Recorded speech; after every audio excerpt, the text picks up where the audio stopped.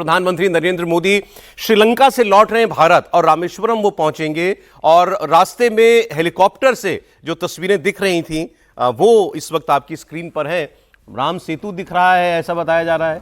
प्रधानमंत्री रामेश्वरम पहुंचेंगे और ये बड़ा खास और इंजीनियरिंग मार्वल जिसको कहा जा रहा है पंबन ब्रिज, इसका वो आज उद्घाटन करेंगे। एशिया का पहला वर्टिकल लिफ्ट ये ब्रिज है जिसका एक सेक्शन जो है वर्टिकली उठाया जा सकता है ताकि उसके नीचे से जहाज वगैरह, शिप्स वगैरह या बोट्स वो मूवमेंट अपनी कर सकें। और आज का दिन बड़ा खास है। सबसे पहले आप सभी लोगों को रामनवमी की बहुत बहुत शुभकामनाएं, बहुत बहुत बधाई। और मैं अपने मेहमानों से भी आपको मिलवा देता हूं। समीर चौगांवकर साहब, विजय त्रिवेदी जी, विनोद अग्निहोत्री जी, हर्षवर्धन त्रिपाठी जी, बहुत बहुत स्वागत आपको। रामनवमी की बहुत शुभकामनाएं आपको। रामनवमी पर रामेश्वरम में प्रधानमंत्री मोदी। और आज एक चीज और खास है आपको मैं बताऊं, आज भारतीय जनता पार्टी का हैप्पी बर्थडे है। जी हां, आज ही के दिन 1980 में भारतीय जनता पार्टी बनी थी और आज वो पूरे 45 साल की हो गई है। तो इस बहाने हम जो ये कहानी कुर्सी की में चर्चा करते हैं पॉलिटिक्स की, आज उस रास्ते आगे बढ़ेंगे। कांग्रेस पार्टी ने भी अपने लिए कुछ तय कर लिया है। कुछ ऐसे बयान आए हैं जो भविष्य के लिए उसकी एक नई स्ट्रैटेजी बताता है, उसकी भी हम लोग चर्चा करेंगे। लेकिन इस तस्वीर के साथ साथ आपको, चूंकि आज रामनवमी है, तो मैं अयोध्या में श्री रामलला मंदिर की तस्वीर जरूर दिखाना चाहता हूं, जहां पर रामलला के मस्तक पर सूर्य तिलक किया गया। और बहुत खूबसूरत तस्वीरें हैं, वो भी स्क्रीन पर ले लीजिए जरा। सूर्य तिलक की तस्वीरें अयोध्या में। जी ये देखें दूसरी तस्वीर जो आप देख रहे हैं, एक तस्वीर रामेश्वरम के रास्ते में प्रधानमंत्री हैं और दूसरी ओर भगवान श्री राम के मंदिर में सूर्य तिलक हो रहा है। सूर्य की किरणें जो हैं एक खास मुहूर्त में रामलला के मस्तक पर पड़ती हैं, उसकी तस्वीर है आपके सामने। अभिजीत मुहूर्त है ये। अभिजीत मुहूर्त कुछ मिनट तक रहती हैं ये। 4 मिनट। घंटे, घड़ियाल, शंख बज रहे हैं और इसी बीच रामलला के मस्तक पर ये सूर्य तिलक हो रहा है। ये देखिए तस्वीर और नजदीक से, अद्भुत।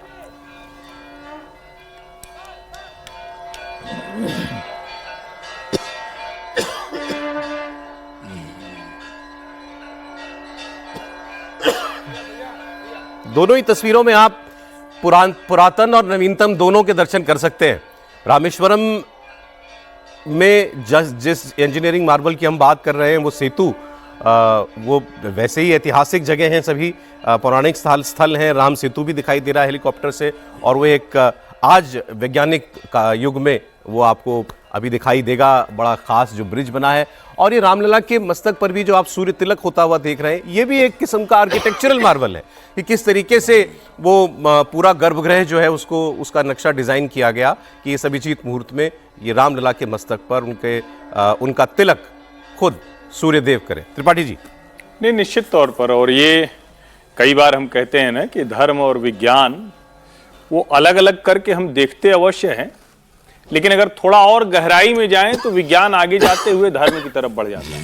और धर्म को जब विज्ञान की कसौटी पर कसते हुए चला जाए तो जीवन की ओर बेहतरी हो जाती है। अब आज के समय में जो लोग रामेश्वरम गए हैं, क्योंकि हम तो बहुत पहले गए हैं, लेकिन मुझे तो आज भी वो याद है, और जो लोग भी वहां गए होंगे उनको ध्यान में होगा कि आज भी वो तैरते हुए पत्थर वहां कुछ मंदिरों के सामने पड़े हुए हैं। बड़े बड़े ऐसे जिसको कहते हैं कि पॉट हैं, बर्तन हैं, उसमें वो तैरते पत्थर हैं। आपको लगेगा कि अरे ये तो बड़े हल्के से उठा लेते, हाथ लगाए तो समझ में आता है कि अरे ये तो संभव ही नहीं है, उसमें छेद छेद से दिखते हैं। अब वो कौन सी वैज्ञानिक तकनीक रही होगी? धर्म रहा होगा, आस्था रही होगी, या हम जिन नल नील की कल्पना करते हैं कि वो विश्व के ऐसे वैज्ञानिक जो भगवान राम की सेना में थे उनके रहे होंगे। लेकिन उसमें भी अगर हम मनुष्य के तौर पर कहते हैं तो गिलहरी प्रयास भी बड़ा महत्वपूर्ण हो जाता है। और आज के समय में जब ये राम मंदिर बना है तो कितने लोगों के गिलहरी प्रयास से आज ये भव्य राम मंदिर बना, जिसकी पिछले वर्ष 22 जनवरी को प्राण प्रतिष्ठा हुई। और जो हम सूर्य तिलक देख रहे हैं, ये कितने लोगों के गिलहरी प्रयास से बना होगा, कितने तरह के वैज्ञानिक। और चूंकि उस वक्त प्राण प्रतिष्ठा के वक्त मैं अयोध्या में था, तो जो इसका आर्किटेक्चर जिन्होंने किया है, जो इसकी डिजाइन उन्होंने किया, उन्होंने कहा इसके हर कोने को रिमोट सेंसिंग से 3 महीने तक लगाकर देखा गया कि कितने वर्षों के बाद इसमें छोटा सा कुछ फ्रैक्शन, जिसको कहते हैं ना कि हल्का सा वो दबेगा, उसके सारे जो चारों कोनों हैं उस पर, और जितने जगह पर उसके पिलर लगे हुए हैं, जितने खंभे लगे हुए हैं, तो हम ये कह सकते हैं कि हमारी जो धार्मिक मान्यताएं हैं वो वैज्ञानिक आधार पर चलती हैं। हमारे धर्म के मूल में प्रकृति, हमारे धर्म के प्रकृति मूल में विज्ञान, और उस सब के साथ जो प्राकृतिक चीजें जिसको हम वास्तु के लिहाज से कहते हैं, दूसरे लिहाज से कहते हैं, तो उसका भी एक अद्भुत उदाहरण ये राम मंदिर में जो सूर्य तिलक भगवान राम के मस्तक पर। प्रधानमंत्री भी थोड़ी देर में उनका भाषण भी होगा, वो भी आप देखिएगा इंडिया टीवी पर। लेकिन जब धर्म और विज्ञान की बात हो रही है, आइए पॉलिटिक्स पर आ जाते हैं हम लोग, जो हमारा कार्यक्रम की मुख्य थीम होती है।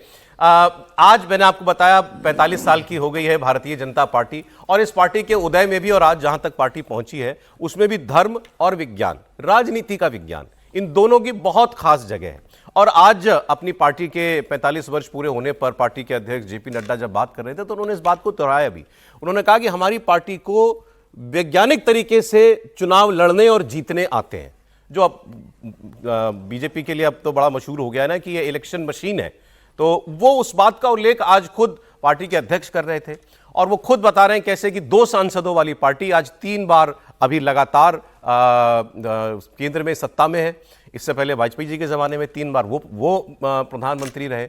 अब अभी तक जो है इसके साथ साथ विपक्ष जो है ये भी याद दिलाता है कि अब ये ताना कि 30 साल 40 साल एक परिवार ने राज किया है, अब भारतीय जनता पार्टी को भी अच्छा खासा समय मिलता जा रहा है देश में काम करके दिखाने का, उसकी भी हम लोग बात करेंगे। तो आपको मैं जेपी नड्डा जी की बात सुनवाता हूं। सबसे पहले पार्टी के अध्यक्ष वो क्या कह रहे हैं। योगी आदित्यनाथ ने भी आज एक संदेश दिया है रामनवमी पर, वो भी देखिए। आज हम गर्व के साथ कह सकते हैं कि हमारे 240 मेंबर पार्लियामेंट लोकसभा में, 98 से ज़्यादा हमारे राज्यसभा में, 1600 से ज़्यादा हमारे विधायक, हमारे 13 सरकारों में विशुद्ध भारतीय जनता पार्टी की सरकार, 7 प्रदेशों में हमारी एनडीए की सरकार, यानी आज भारतीय जनता पार्टी और हमारी विचारधारा में ये करोड़ों करोड़ों कार्यकर्ताओं के द्वारा जो योगदान हुआ है, उसके माध्यम से हम एक आइडियोलॉजिकल बेस्ड पार्टी और मास फॉलोइंग के साथ और कार्डर बेस्ड पार्टी खड़े। जब मैं कार्डर बेस्ड पार्टी कहता हूं तो अभी अभी हमारी मेंबरशिप समाप्त हुई है। हम 13.5 करोड़ से ज्यादा क्रॉस कर चुके हैं। 13.5 करोड़, 10 लाख से ज्यादा हमारे एक्टिव कार्यकर्ता हैं। लगभग हमारे 6 लाख बूथ पर हमारे बूथ अध्यक्ष हैं। सबसे बड़ी कैडर बेस्ड पार्टी आज बन करके तैयार हुई। चुनाव की बात करूं तो गुजरात में हम 6ठी बार सरकार में हैं, गोवा में और हरियाणा में हम 3री बार सरकार में हैं, मध्य प्रदेश में हम 4थी बार सरकार में हैं, उत्तर प्रदेश में, महाराष्ट्र में, त्रिपुरा में, उत्तराखंड में, मणिपुर में, आसाम में हम 2री बार सरकार में। और इसलिए, और सबसे बड़ी बात यह कि 27 साल बाद हम दिल्ली में भी विराजमान हैं। This is the only political party which has got a scientific growth. ये बहुत ऑर्गेनाइजेशन को भी आगे बढ़ाना, इट्स अ साइंस। चुनाव जीतना यह भी एक साइंस है, यह भी एक अपने आप में एक कला है। और वैचारिक अधिष्ठान के साथ बिना कॉम्प्रोमाइज किए उसको पूरा करना, यह भारतीय जनता पार्टी का कमिटमेंट है। अब जो बड़ी इंटरेस्टिंग बात नड्डा जी ने कही, उन्होंने कहा चुनाव जीतना ये एक विज्ञान है, पार्टी को बढ़ाना ये भी एक विज्ञान है। अभी तक हम सुनते थे ये कला है, पॉलिटिक्स एक आर्ट है, लेकिन वो आर्ट से आगे बढ़कर अब उसको साइंस का दर्जा दे रहे हैं। और बीजेपी का जो ग्रोथ है सर, 1980 से आज 45 साल में 6 बार प्रधानमंत्री, उनके नेता प्रधानमंत्री की शपथ ले चुके हैं और 20 राज्यों में सरकार है, अभी नड्डा जी ने खुद बताया। 13 राज्यों में तो बीजेपी की खुद की सरकार है, 6 राज्यों में उनके गठबंधन की सहयोगियों की सरकार है। तो और 18 राज्यों में जो गवर्नर हैं वो संघ से जुड़े हुए प्रतिनिधि हैं। तो मैं अक्सर इस बात को जिक्र करता हूं कि एक ज़माना था कि पिछले 50 साल में जिस रायसीना हिल से 3 बार प्रतिबंध लगा, रायसीना हिल से राष्ट्रीय स्वयंसेवक संघ पर, आज उस रायसीना हिल से 18 गवर्नर्स संघ प्रतिनिधि हैं। और 10 चीफ मिनिस्टर्स हैं, और मिनिस्टर्स तो अलग अलग हैं, प्रधानमंत्री जी समेत सब लोगों को जोड़कर देखा जाए। और आप उसे आर्ट कहें या साइंस कहें, साइंस इसलिए क्योंकि ज़्यादा मैथमेटिकल तरीके से एक प्लान्ड वे में किया जाता है। आर्ट होती है जिसमें कुछ चीज़ें ऐसी होती हैं जिनको आप वो नहीं बता सकते, परिभाषित नहीं कर सकते, लेकिन साइंस में हर चीज़ परिभाषित हो सकती है। तो इसलिए वो और आप सोचें कि यदि आप स्टडी करते हो यूनिवर्सिटी में तो पॉलिटिकल आर्ट सब्जेक्ट नहीं है, पॉलिटिकल साइंस है, पॉलिटिकल साइंस है। तो साइंस का मतलब सब्जेक्ट है जिसमें साइंस लगा। हाँ, पॉलिटिकल साइंस का मतलब यह है कि साइंस का मतलब होता है कि वो डिफाइंड है, तो किस तरह से आपको चलना है और कैसे इस पार्टी को बड़ा किया। और ये 45 साल का सफर नहीं है। आप सोचिए जब भारतीय जनता पार्टी बनी 1980 में तो कितना बड़ा बदलाव हुआ 2 सालों में भारतीय जनता पार्टी में। 77 में जनसंघ को विलय कर दिया जनता पार्टी में, वो एक बड़ा घटनाक्रम था। और 80 में जनता पार्टी से निकलकर दूसरी पार्टी बना ली भारतीय जनता पार्टी। और उसके बाद जब पहला चुनाव हुआ तो 2 सीटों पर आई भारतीय जनता पार्टी 84 में 1984 में गांधीयन सोशलिज्म को लेकर अटल बिहारी वाजपेयी के नेतृत्व में। और वहां से आप 303 और आज 240 पर तीसरी बार केंद्र में लगातार सरकार बना रहे हैं। 19 साल में तो 16 पार्टी के 16वें वर्ष में आ गए वाजपेयी जी और जब प्रधानमंत्री हो गए। एडल्ट हुई पार्टी, मतलब जवान कह लें, 18 साल तो पूरी सरकार थी एक तरह से, क्या बात, 18 साल में। और दूसरी बात मुझे याद आती है कि 70s में करीब करीब शायद 72 की बात है कि जब गुरु गोलवलकर जी जो संघ के दूसरे सरसंघचालक थे, वो एक बैठक कर रहे थे जनसंघ के और संघ के प्रतिनिधियों के साथ। तो उसमें ये बहस हो रही थी क्योंकि जब वो बन गया था जनसंघ तो 20 साल से सरकार नहीं बन पा रही थी। तो इस पर डिबेट हुई कि क्या हमें विचारधारा छोड़नी चाहिए, क्योंकि विचारधारा के साथ अच्छा। ये मैं इसलिए मैंने आपको घटना जनसंघ कब बना सर? जनसंघ 51 में, तो क्या होना 1951 में। तो उस पर चर्चा हुई और उसमें उन्होंने कहा कि भाई विचारधारा को छोड़ देना चाहिए क्योंकि विचारधारा की वजह से हमारे साथ लोग नहीं आ रहे। तो गोलवलकर जी ने, गुरुजी ने चर्चा की ब्रिटेन की लेबर पार्टी की, और उनका लेबर पार्टी भी विचारधारा वाली पार्टी है और वो 30 साल लगातार विचारधारा पर चलती रही और फाइनली उन्होंने गठबंधन की सरकार बनाई और उसके 10 साल बाद उन्होंने बहुमत की सरकार बनाई। इसलिए हमें विचारधारा नहीं छोड़नी चाहिए, विचारधारा पर चलना चाहिए। और उसी विचारधारा का नतीजा है कि उसके बाद 20 साल बाद वहाँ पर गठबंधन की सरकार बनी भारतीय जनता पार्टी की, और एक फिर पूरे स्पष्ट लगभग 4 दशक तो वो सर्वाइव करना। आज कांग्रेस को आप देखते हैं कि जैसे ही वो विपक्ष में आई है तो खत्म होने लग गई पार्टी, क्योंकि वो बिना सत्ता के नहीं रही। जबकि भारतीय जनता पार्टी का तो सबसे लंबा समय विपक्ष में रहा है, और वो अकेली पार्टी। लेफ्ट को भी देख लीजिए, लेफ्ट जो है वो भी लंबे समय विपक्ष में रहा, लेकिन वो खत्म हो गया। जनता पार्टी की सरकार और एक नहीं, लेफ्ट भी 13 दिन वाली सरकार छोड़ बंगाल से, बंगाल में विपक्ष में आते ही खत्म हो गया लेफ्ट भी। तो 1951 से 1998 तक बेसिक विपक्ष में रहे, विपक्ष में रहे मोटे तौर पर। तो 98 तक इतना लंबा समय, करीब करीब 40 साल आप कह लीजिए, 40-45 साल। और इस बात को आगे बढ़ाएं, जरा वो तस्वीर आगे जो सब लोग व्यूअर्स भी देखना चाह रहे होंगे, इस ब्रिज में क्या खास है। तो एक बार जरा वो तस्वीर थी जिसमें वो वर्टिकल लिफ्ट होता हुआ दिख रहा था और उसके नीचे से एक वेसल, एक शिप जो है वो गुजरा। बहुत इंटरेस्टिंग तस्वीर थी। अगर हम वो दोबारा दिखा पाए, प्रधानमंत्री क्योंकि अब उद्घाटन कर चुके हैं और पहली रेल जो है वो गुजर भी चुकी है, ये देखिए जा रही है, रेल क्रॉस कर रही है और ये इस तरीके से उठेगा। अच्छा, हम समझ रहे थे कि एक सेक्शन पूरा उठ जाता होगा, खुल जाता है जैसे गेट खुलता है ना। हाँ बिल्कुल, ये बहुत इंटरेस्टिंग तस्वीर है। और तमिलनाडु में प्रधानमंत्री का आज के दिन होना, ये भी पॉलिटिक्स के नज़रिए से भी बहुत इंटरेस्टिंग वक्त चल रहा है। अभी वहाँ उनके स्टेट प्रेसिडेंट जो हैं अन्नामलाई, उनका इस्तीफा हुआ है।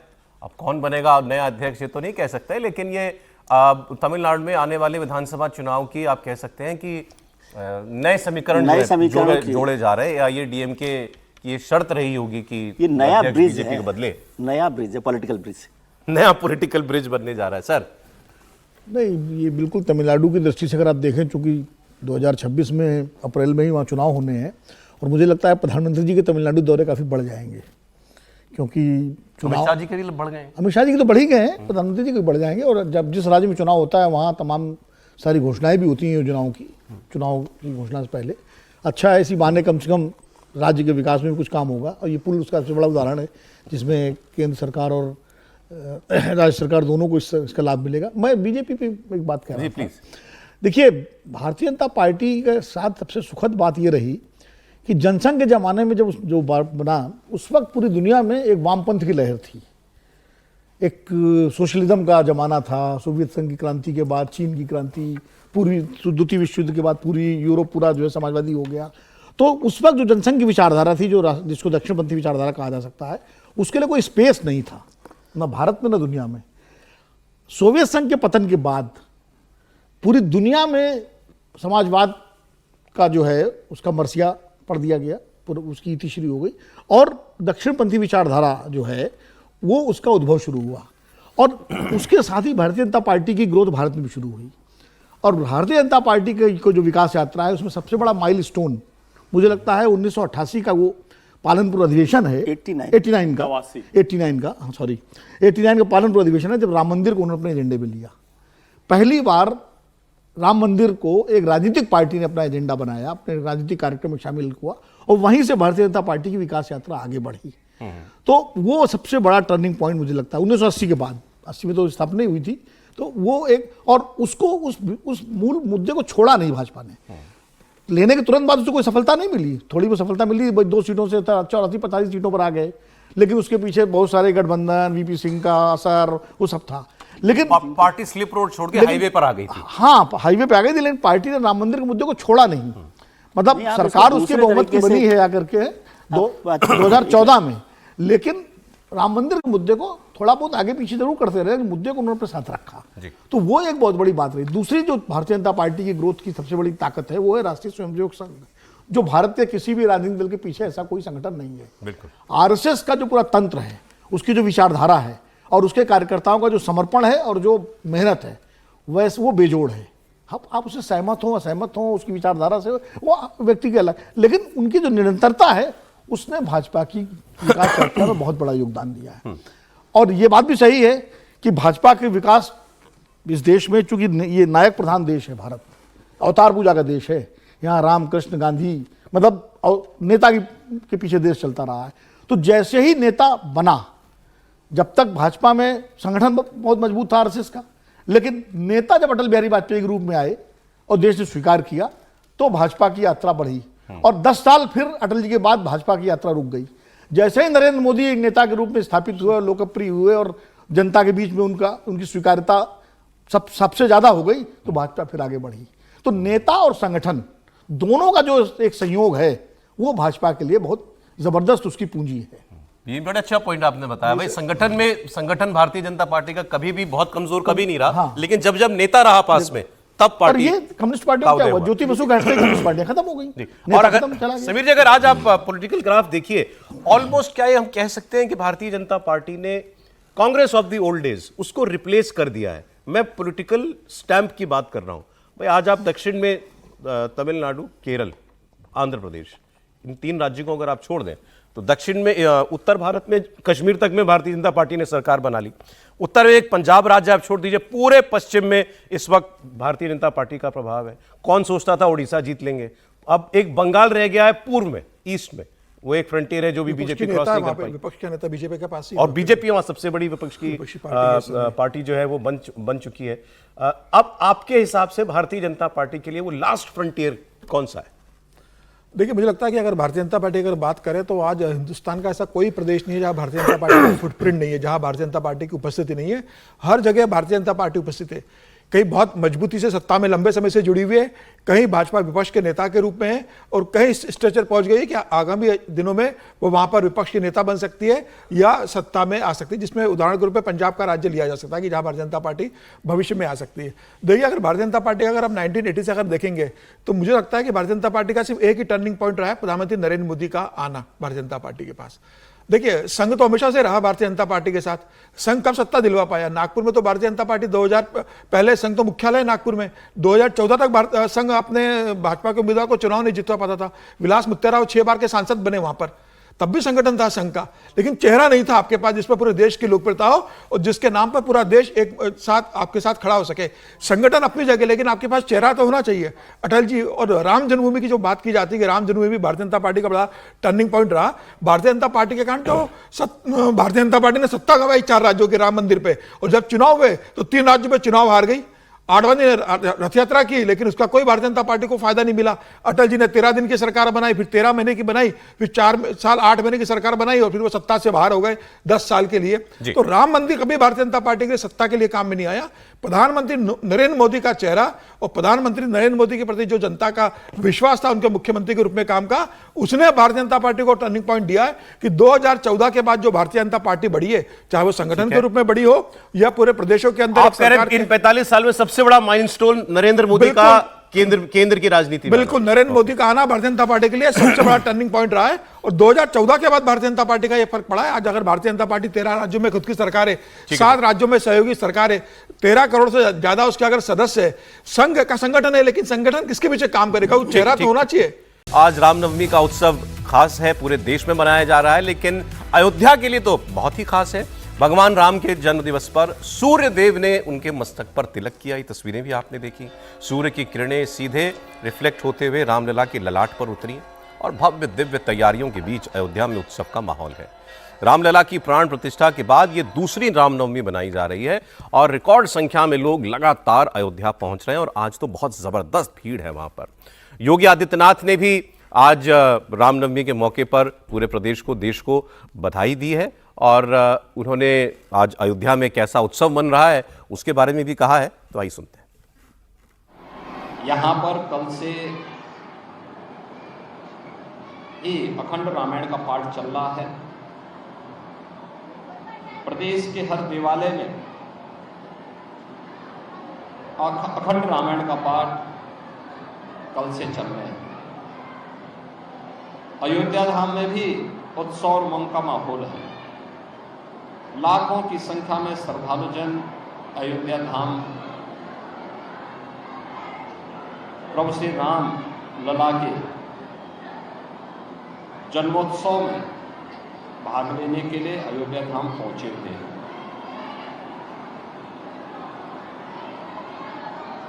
आज जगन नियंता भगवान सूर्य भी ठीक 12 बजे रामलला का सूर्य तिलक करने वाले हैं। 500 वर्षों की गुलामी की बेड़ियों को तोड़ करके रामलला का फिर से अयोध्या धाम में प्रकटीकरण हर सनातन धर्मावलंबी के लिए, दुनिया की हर दबी कुचली शोषित मानवता के लिए एक नई प्रेरणा भी है और नया प्रकाश भी।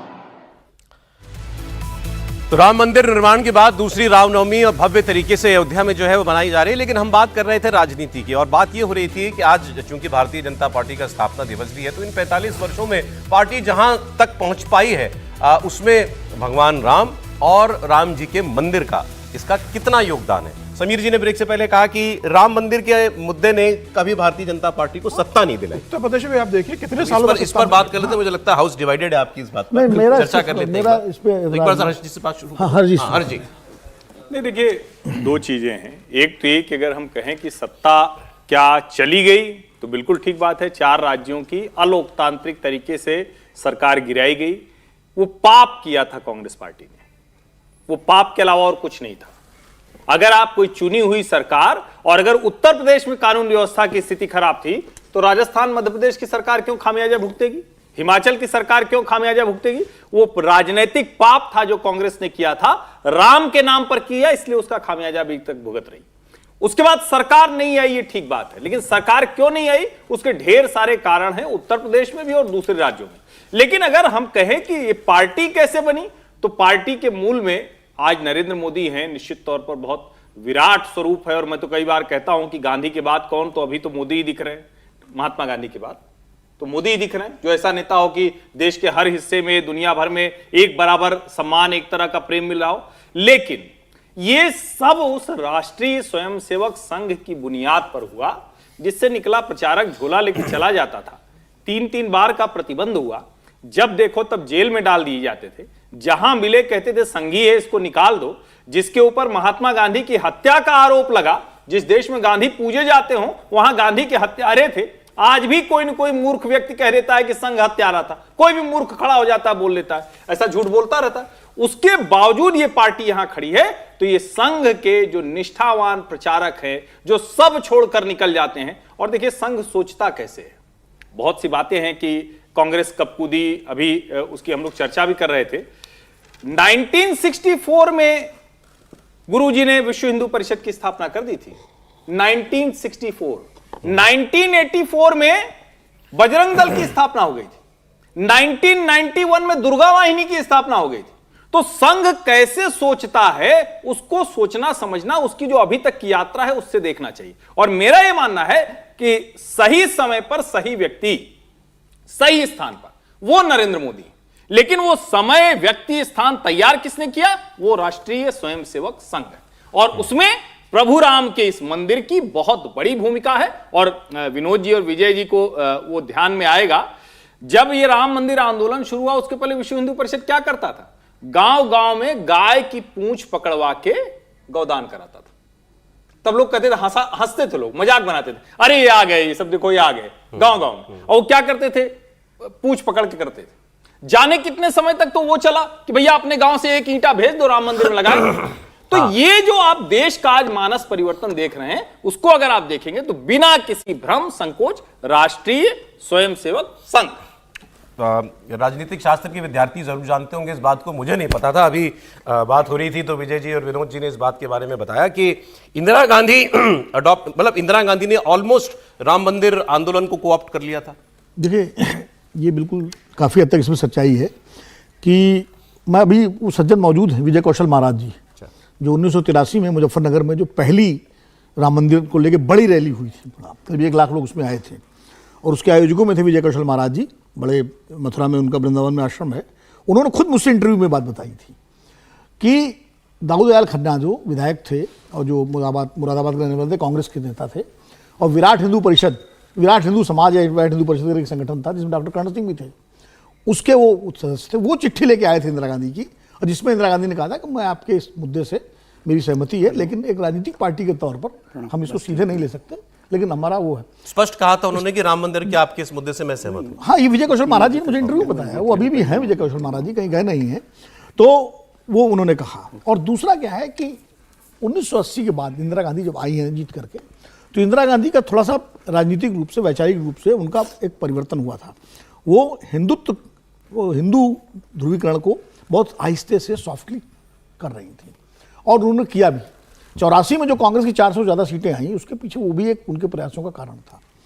और इंदिरा गांधी की अगर हत्या नहीं हुई होती 31 अक्टूबर 1984 को, तो शायद मतलब उन प्रत्यक्ष आशीर्वाद भी उनका मिल गया होता राम मंदिर आंदोलन को, जो जिसकी हम लोग चर्चा कर रहे हैं। लेकिन जैसे ही राजीव गांधी आए, और राजीव गांधी के आने के बाद राजीव गांधी की कैबिनेट में दोनों तरह के लोग थे, कुछ मतलब जो हिंदू राजनीति करने वाले कमलापत्र पाठी जैसे और उमाशंकर दीक्षित जैसे उस तरह के लोग भी थे, और नरेंद्र तिवारी, दूसरी तरफ अर्जुन सिंह और सेकुलर राजनीति करने वाले लोग भी थे। तो राजीव गांधी तय नहीं कर पाए कि उनको किस रास्ते पर शाहबानो भी करा, पहले शाहबानो कराया गया उनसे। वो भाई आरिफ मोहम्मद खान ने इस बात को मुझे खुद बताया कि जब राजीव गांधी ने उनसे कहा था इस पर स्टैंड लीजिए शाहबानो वाले मामले पे, तो जो भाषण आरिफ मोहम्मद खान ने दिया था लोकसभा में, वो उसकी पूरी सहमति थी राजीव गांधी को। बाद में राजीव गांधी पर जब दबाव पड़ा, और बहुत दिलचस्प बात है जो आरिफ साहब ने मुझे खुद बताई थी पर्सनल बातचीत में एक बार, कि ज़्यादा दबाव उनके ऊपर मुस्लिम नेताओं से ज़्यादा उन हिंदू नेताओं का पड़ा जो अपने अपने कॉन्स्टिट्यूंसीज में मुस्लिम वोट को लेकर चिंतित थे। अच्छा, कि इससे जो है मुस्लिम वोट चला जाएगा तो हमारी राजनीति का क्या होगा। तो उन नेताओं ने दबाव डाला राजीव गांधी पे शाहबानो वाले मामले फैसला बदलवाने के लिए, और उसके बाद जब वो फैसला बदला फिर दबाव पड़ा तो शिलान्यास राजीव गांधी ने किया। शिलान्यास क्या, अयोध्या से जाके अपने प्रचार की शुरुआत की, जो 1989 के चुनाव प्रचार वहीं जाके शुरू किया। तो ये तय नहीं कर पाए कि आगे जाना कि पीछे जाना, इधर जाना कि उधर जाना।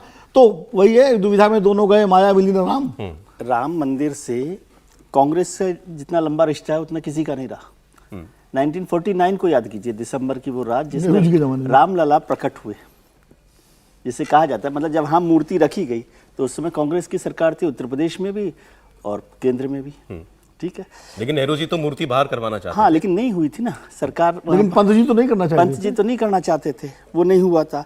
फिर आप सोचिए कि देवराहा बाबा, यदि 80s की बात करें, विनोद जी को याद होगा कि देवराहा बाबा बड़े संत हुआ करते थे और इंदिरा जी उनकी परम भक्त थी और वो सब संकट में, राजनीतिक संकट में उनसे मिलने जाए, मचान पर बैठते थे पैर लटका कर। उनके साथ भी, बल्कि उन्होंने एक बार राजीव गांधी को भी कहा था कि जब भी राजनीतिक संकट हो तो देवराहा बाबा से मिलना। फिर 1984 में विश्व हिंदू परिषद की एकात्म यात्रा चल रही थी, जिसका जिक्र भी अभी हुआ कि जब दाऊदयाल खन्ना कांग्रेस के बड़े लीडर थे, वो विराट हिंदू सम्मेलन और पूरे सारे काम को देख रहे थे, वो लीड कर रहे थे, कांग्रेस के नेता, कांग्रेस के बड़े नेता। फिर 1984 में 30 अक्टूबर 1984 को एकात्मता यात्रा दिल्ली पहुंची थी और कार्यक्रम ये था कि 31 अक्टूबर को इंदिरा गांधी उस कार्यक्रम में रहेंगी, जो कार्यक्रम होगा। लेकिन मतलब वो विधि का विधान समझिए कि वो हो गया, उनका असैसिनेशन हो गया, तो पूरी की पूरी बात बदल गई। फिर आप सोचिए जो ताला खुला वो राजीव गांधी सरकार में खुला, वीर बहादुर सिंह चीफ मिनिस्टर थे। वीर बहादुर सिंह चीफ मिनिस्टर थे। फिर शिलान्यास भी राजीव गांधी जी ने करवाया, मंदिर का शिलान्यास भी राजीव गांधी जी ने करवाया। फिर सोचिए नरसिम्हा राव सरकार आई 91 में, तो उन्होंने जमीन का अधिग्रहण में भी काम हिस्सेदारी ली है और नरसिम्हा राव के वक्त में ही ढांचा गिरा है, ठीक है। तो ये सारे के सारे मुद्दे रहे। अब इसमें बीजेपी कहां से आई? लेकिन कांग्रेस हीरो नहीं बन पाई ना कभी इस वो मूवमेंट उनकी का। वो दुविधा से ना उन्होंने छोड़ा। एक चीज मैं और जोड़ दूं विजय जी, तो एक और इसमें कांग्रेस का स्वामी स्वरूपानंद सरस्वती, जो स्वामी शंकराचार्य थे, इंदिरा गांधी को बहुत मानती थी, वो पार्टी बने, पक्षकार बने राम जन्मभूमि वाले मामले में, अलग से बने। फिर कांग्रेस से बीजेपी की तरफ कब शिफ्ट हुआ? ये 1987 में जो सरसंघ चालक थे, तीसरे सरसंघ चालक बाला साहब देवरस, उन्होंने कोच्चि में वाजपेयी जी को, अडवाणी जी को और बीजेपी के कुछ बड़े नेताओं को बुलाया और कहा कि तुम्हें समझ नहीं आ रही है बात कि ये कितना बड़ा मूवमेंट है और कांग्रेस इसको कैप्चर कर रही है। अच्छा, ठीक है। किसने कहा? बाला साहब देवरस ने, वाजपेयी जी, अडवाणी जी के साथ 87 में। तो फिर वो कोच्चि में या कहीं दक्षिण में, केरल में वो मीटिंग हुई थी, मेरे ख्याल से कोच्चि में थी। वहां पर ये अलग से बैठक हुई, कोई वो संघ की बैठक नहीं थी उसमें। और उसके बाद तय हुआ कि इस को पॉलिटिकल मूवमेंट के तौर पे बीजेपी को लेना चाहिए। उसका नतीजा हुआ कि 1989 में पालमपुर, और फिर वहां से उसके बाद तो रेस्ट इज और ये मानना जो समीर जी कह रहे हैं वो बात ठीक है कि उसको नुकसान हुआ, लेकिन जो बीजेपी की ताकत है, संघ के अलावा यदि कोई सबसे बड़ी ताकत है तो वो राम मंदिर मूवमेंट है, जिसने बीजेपी को खड़ा कर दिया, सबसे बड़ा मुद्दा खड़ा कर दिया। और उसमें जो अब तो मंदिर बन गया, अब इसमें कोई डिविडेंड बचा है कि नहीं? नहीं, डिविडेंड अब उसको जो इंटरेस्ट होता है ना या डिविडेंड आप कह लें, वो मिलता रहता थोड़ा थोड़ा, वो अभी चल रहा है, उसका मिलता चेक आते रहेंगे। और अभी 13 राज्यों में एक लाइन इसमें जोड़ना, बार बार हम लोग कह रहे हैं ना कि कांग्रेस, आपने शब्द इस्तेमाल किया, कांग्रेस हीरो नहीं बन पाई। हीरो बनने के लिए बड़ा जोखिम लेना पड़ता है। हाँ, बिल्कुल ठीक बात। और जोखिम लेने में ये पार्टी बीजेपी माहिर है। और जोखिम राम के नाम पर लेने के लिए कांग्रेस कभी नहीं तैयार थी, ये स्पष्टता समझिए। और मैं इसीलिए मैंने तारीख याद दिलाई कि गुरुजी के समय में विश्व हिंदू परिषद बन गया था 1964 में। तो जो संघ की रीति नीति थी, जो जनसंघ और भाजपा की रीति नीति थी, वो आंदोलन के साथ जाती थी। कांग्रेस पॉलिटिकली उसका इस्तेमाल करना चाहती थी, मन से नहीं जाना चाहती थी, इसलिए वो हर बार फंसी। और आज तो जहां कांग्रेस राहुल वाली चल के आ गई है, प्राण प्रतिष्ठा तक में नहीं गए, हम लोग कौन सी बात करेंगे? और इसमें एक लाइन और जोड़ दे, जब आज राम इंदिरा गांधी अगर जिंदा रहती, जैसा वो बताना है, तो शायद कांग्रेस इसको मतलब खुल के आ जाती। वो ओवरटली हिंदू थी, नहीं, लेकिन अब जो होना था ऐसा होता तो वो अलग बात है। वही कह रहे हैं, मतलब समीर जी, हम भाई बीजेपी और राम मंदिर के आंदोलन के रिश्ते की तो खूब बात होती है, आज कांग्रेस और राम मंदिर आंदोलन की बात हुई है।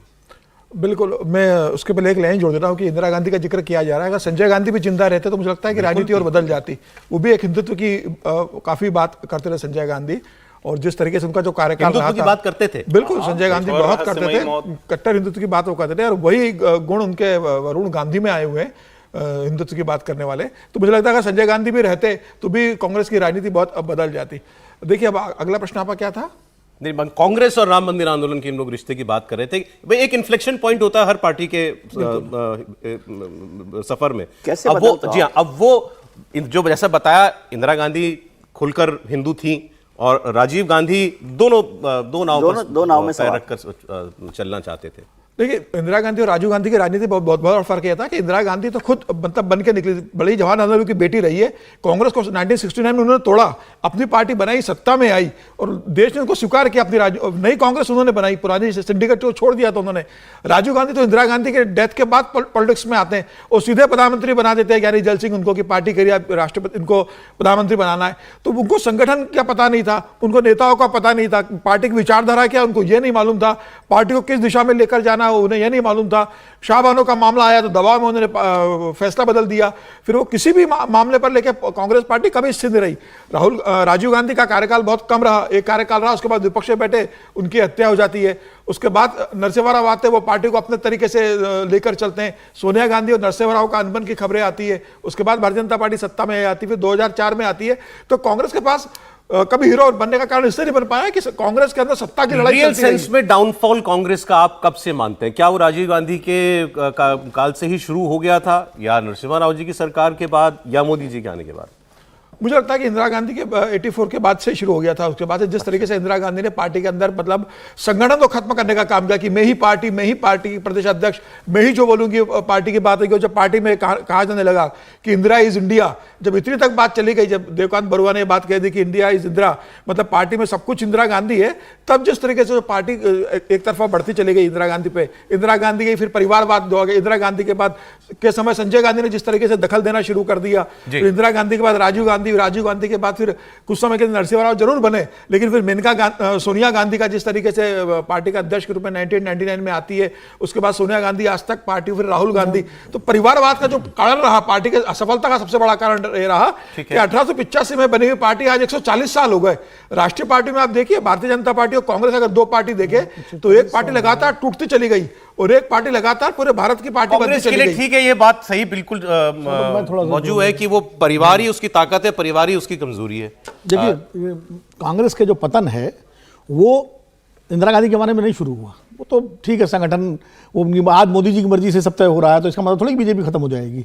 ये इंदिरा गांधी के जमाने में नहीं, कांग्रेस का पतन शुरू हुआ 80 के मध्य में, जब दो बड़े मुद्दे मंडल और मंदिर, इन पे कांग्रेस कोई स्टैंड ही नहीं ले पाई। मंडल का उसने विरोध किया, मंदिर का भी विरोध किया 89 में राजीव गांधी, और वो ना इधर की रही ना उधर की रही। मंदिर के सवाल पर दुविधा में रही और मंडल के सवाल पर खुल के मंडल के खिलाफ रही। तो वहां से कांग्रेस आइडियोलॉजिकली अपनी जो धारा थी उससे खत्म हुई, और उसके बाद उत्तर प्रदेश में जिस तरह उत्तर प्रदेश और बिहार में जिस तरह कांग्रेस खत्म हुई, वहीं से खत्म शुरू हुई है। उत्तर प्रदेश में उन्होंने मुलायम सिंह को सपोर्ट किया उस समय 90 में, जब मुलायम सिंह जनता दल से अलग हुए। जब मुलायम सिंह से हिंदू भी नाराज था, मुसलमान भी नाराज था। हिंदू नाराज था कि गोली चलवाई थी, मुसलमान नाराज था वीपी सिंह सरकार गिराई थी, और तब कांग्रेस सपोर्ट किया, और वहीं से कांग्रेस का उत्तर प्रदेश में और बिहार में दोनों पतन शुरू हुआ। ये हमें कहानी खुशी के अगले पड़ाव पर ले आया है आपने जो बात की। सर, ब्रेक का समय हो गया, आगे कंटिन्यू करेंगे। इमरजेंसी बात तो वापस आ गई, इमरजेंसी के कारण ही खत्म हो गई। इमरजेंसी बात तो वापस आ गई थी, तानाशाहों को नहीं पसंद, लेकिन इमरजेंसी के बाद उसी जनता ने माफ कर दिया था इंदिरा गांधी। चले सर, आगे बढ़ते हैं। आपने कहा राज्यों में क्षेत्रीय पार्टियों भोगी थी। सर, आपने कहा क्षेत्रीय पार्टियों को जब समर्थन देना शुरू कर दिया कांग्रेस पार्टी ने, वहां से वो कमजोर होती गई और फिर उबर नहीं पाई आज। और वो मुद्दे को अब खड़गे साहब ने जो हेडलाइन बनाई, जो खड़गे साहब ने बात अभी कही है, कल जो बात कही है, कांग्रेस पार्टी देश भर के जिला अध्यक्षों के साथ दिल्ली में मीटिंग कर रही है। अब उन्होंने एक बात ये कही है, और इस पर भी हमारे यहाँ कंट्रोवर्सी हो गई कि उन्होंने जो कहा और एक्चुअली जो हेडलाइन बनी, दोनों में थोड़ा अंतर है। हेडलाइन ये बनी, अखबार में छपी हेडलाइन है कि खड़गे साहब ने कहा यूपी बिहार में मजबूत होने के लिए गठबंधन छोड़ना पड़ेगा, और खबर कहती है कि खड़गे साहब ने कहा कि अगर यूपी बिहार में इतने मजबूत हो जाओ कि गठबंधन के बगैर भी जीत पाओ। दोनों बातों में अंतर बहुत है। आज जिस कुर्सी पर प्रधानमंत्री नरेंद्र मोदी पहुंचे हुए हैं, भारतीय जनता पार्टी कैसे कौन से पड़ाव पार करती हुई यहां तक आई, और कांग्रेस पार्टी एक वक्त में यही थी जहां आज बीजेपी है, और वहां से वो जहां पहुंची है उसके पीछे वजह क्या है। मैं आपको 3 बड़ी इंटरेस्टिंग खबरें कांग्रेस पार्टी से जुड़ी हुई बता रहा हूं। पहली बड़ी खबर यह है कि कांग्रेस पार्टी ने स्पष्ट तौर पर मुसलमानों को, अल्पसंख्यकों को एक क्लियर मैसेज दिया है। पार्टी के सांसद हैं, उत्तर प्रदेश से ही आते हैं, इमरान मसूद। उन्होंने एक जगह बयान दिया, फिर हमारे रिपोर्टर से उन्होंने बात भी की, और उनका एग्जैक्ट बयान यह है कि समंदर में तूफान जबरदस्त है, ये छोटी किश्ती नहीं टिक पाएगी, बड़े जहाज में सवार हो जाओ, अब जहाज पर सवार होने का वक्त आ गया है, अगर नहीं मानोगे तो डूबने के लिए तैयार रहो। बड़ा जहाज मतलब कांग्रेस पार्टी, छोटी कश्तियां मतलब ये क्षेत्रीय दल, मतलब यूपी में अखिलेश यादव हो गए, मायावती हो गई, बिहार में आरजेडी हो गई, और ऐसे ही तो वो डायरेक्ट मैसेज ये है कि हमारे साथ जुड़ो, औरों को भूलो, ये वक्त बंटने का नहीं है, मोदी का राज चल रहा है और ताकत बहुत ज्यादा है उनकी, और हमारी ताकत बढ़ाओ। तो इनकी बात मैं आपके सामने करूंगा। दूसरा, खड़गे साहब दूसरी एक्सरसाइज कर रहे हैं, जो दोनों खबरें मिलती भी हैं। एक तरफ जहां इनका मानना है कि जो हमारा कोर कमिटेड वोटर है, मुस्लिम वोटर, वो डिवाइड नहीं होना चाहिए। खड़गे साहब कह रहे हैं कि डिवाइड क्यों होता है जब आप किसी के साथ समझौता करते हैं। खड़गे साहब ने कहा कि ताकत इतनी होनी चाहिए यूपी बिहार में ही, और तभी पार्टी खड़ी हो पाएगी राष्ट्रीय फलक पर, कि गठबंधन के बगैर भी लड़ पाओ और जीत पाओ। लेकिन वो दिल्ली अभी कितनी दूर है, इसकी हम लोग बात करेंगे। इस पर बीजेपी के यूपी के प्रदेश अध्यक्ष ने रिएक्ट किया है, और बड़ा उन्होंने आप कहिए बिल्कुल ऑब्जेक्टिव तरीके से कांग्रेस की एक समीक्षा की है उत्तर प्रदेश में क्या है।